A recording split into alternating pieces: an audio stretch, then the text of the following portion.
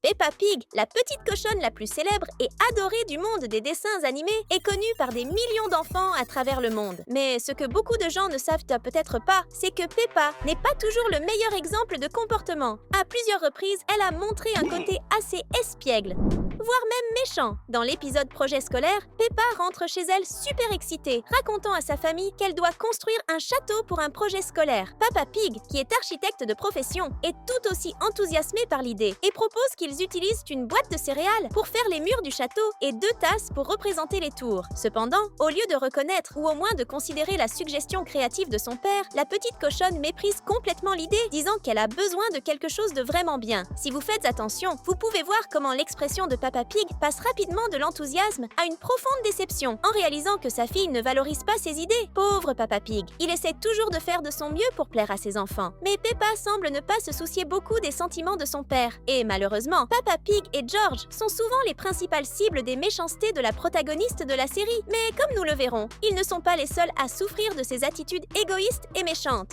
Découvrez avec nous maintenant les 12 choses terribles que Peppa Pig a faites au long de la série. L'une des principales victimes du comportement discutable de la petite cochonne est sa meilleure amie, Suzy. Dans un épisode qui illustre bien cela, Peppa appelle son amie pour lui dire qu'elle ne sait pas siffler. Au début, Peppa est même contente de penser que la petite brebis ne sait pas non plus siffler, mais tout change lorsqu'elle découvre que Suzy sait siffler parfaitement, alors qu'elle-même n'y arrive pas. Peppa, dans un acte de pur égoïsme et de jalousie, est tellement énervée qu'elle raccroche au nez de Suzy. À ce moment-là, il est clair à quel point Peppa peut être mesquine, car elle ne supporte tout simplement pas l'idée que son amie soit meilleure dans quelque chose qu'elle ne peut pas faire. C'est ce que j'appelle être égoïste.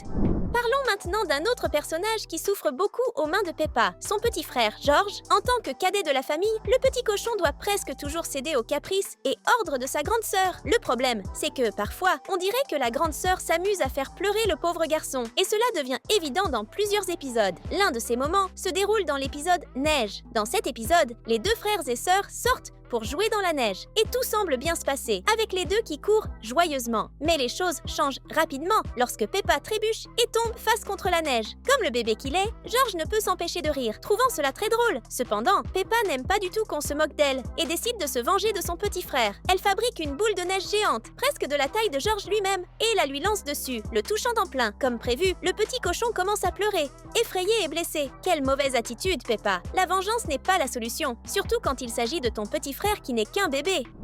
En plus de Suzy, une autre amie qui a eu des problèmes avec Peppa est Rebecca Rabbit. Dans un épisode spécifique, les petits frères des 2, George et Richard, jouent ensemble dans un bac à sable. Tout semble bien se passer jusqu'à ce que George, dans un moment de pure espièglerie, détruise le petit château de sable de Richard. Le petit lapin ne se laisse pas faire et décide de riposter en détruisant à son tour le château de George. Cela entraîne de gros pleurs de la part des 2. Au lieu d'aider à résoudre la situation, Peppa décide que le coupable de la confusion est Richard et commence à se disputer avec Rebecca, mettant toute la responsabilité sur le petit frère du lapin. Tout cela alors qu'elle sait que c'est George qui a commencé la dispute. La petite cochonne montre clairement ici une tendance à protéger son frère, même lorsqu'il a tort, ce qui révèle un côté injuste et partial de sa part. On dirait que Peppa a manqué les leçons sur la justice. Peut-être qu'avec le temps, elle apprendra à être plus juste et à reconnaître quand son frère a tort, au lieu de toujours blâmer les autres. Et si vous avez déjà regardé Peppa, laissez un commentaire Peppa ici en dessous pour nous dire qui connaît déjà la petite cochonne rose et ses méchancetés.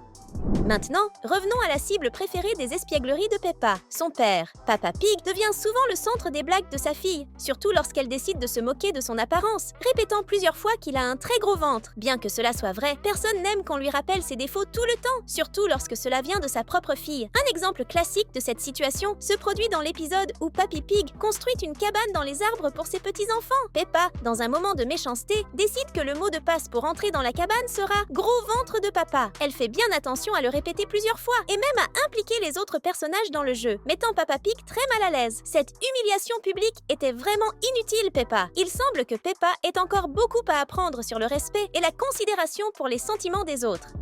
En parlant de la cabane dans les arbres, elle est aussi le théâtre d'une autre espièglerie de Peppa, cette fois impliquant non seulement George, mais aussi Richard, le petit frère de Rebecca. Tout commence lorsque Peppa, George, Richard et leurs amis jouent ensemble dans la cabane construite par Papy Pig. Mais, tout à coup, la petite cochonne décide que cet espace sera exclusivement réservé aux filles. Alors, sans la moindre cérémonie, elle expulse les 2 petits garçons de la cabane, les laissant dehors pendant que les filles continuent de jouer et de prendre le thé. Et, pour être juste, Peppa a reçu le soutien des autres filles dans cette décision. Mais l'idée venait entièrement d'elle. Elle était la leader de l'action, montrant qu'elle n'a aucun problème à exclure les autres si cela sert ses intérêts. Peppa doit vraiment apprendre à partager.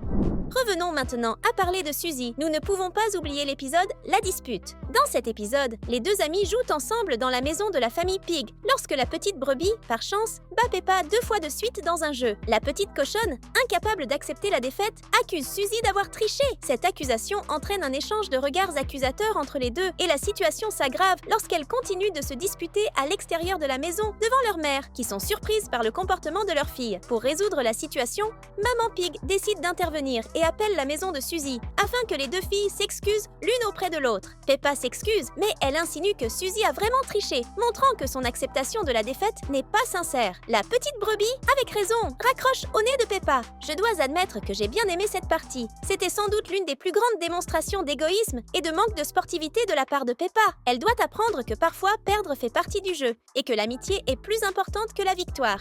Un autre épisode qui révèle le côté moins sympathique de Peppa est celui où George tombe malade. Ce jour-là, la grande sœur révèle sa véritable nature méchante de plusieurs manières. D'abord, elle essaie de convaincre ses parents que George n'est pas vraiment malade, surtout après avoir découvert qu'il n'aurait pas besoin d'aller à l'hôpital. Ensuite, la petite cochonne insinue que peut-être son petit frère simule, ce qui montre son manque d'empathie et de considération pour l'état de son frère cadet.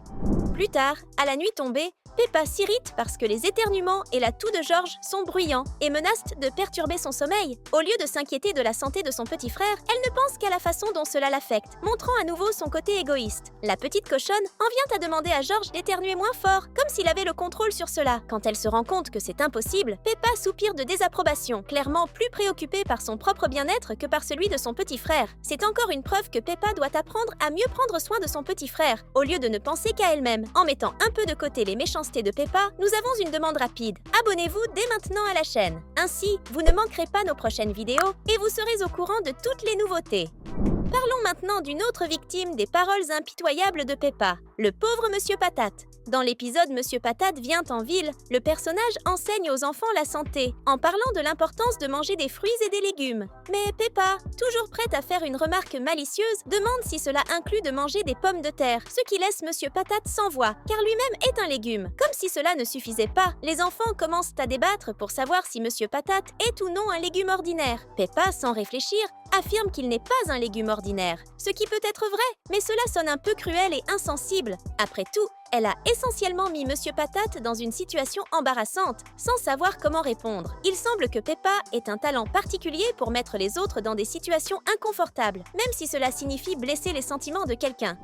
Un autre moment qui souligne le côté méchant de Peppa est celui où elle décide de se moquer de sa meilleure amie. Pendant un jeu, la petite cochonne imite Suzy, disant que la petite brebis est aussi bruyante qu'elle. Ce comportement montre que Peppa ressent un besoin constant de rabaisser les autres pour se sentir supérieure, ce qui n'est certainement pas une attitude amicale. Avouons-le, Peppa, ce n'est pas ce qu'on attend d'une bonne amie. Se moquer des autres juste pour se sentir mieux n'est pas quelque chose à faire.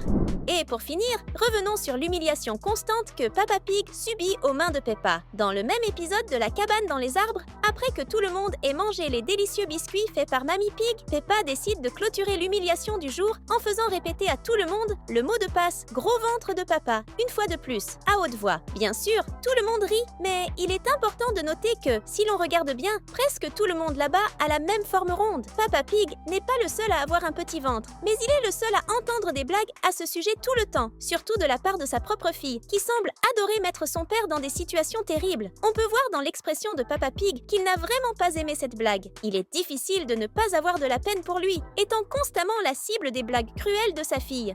Sincèrement, Papa Pig et Maman Pig doivent enseigner quelques bonnes manières à Peppa avant qu'il ne soit trop tard. Vous ne pensez pas? Vous avez aimé voir ce côté peu mignon de Peppa? Alors aimez et partagez la vidéo avec le plus de gens possible. Merci et à la prochaine fois!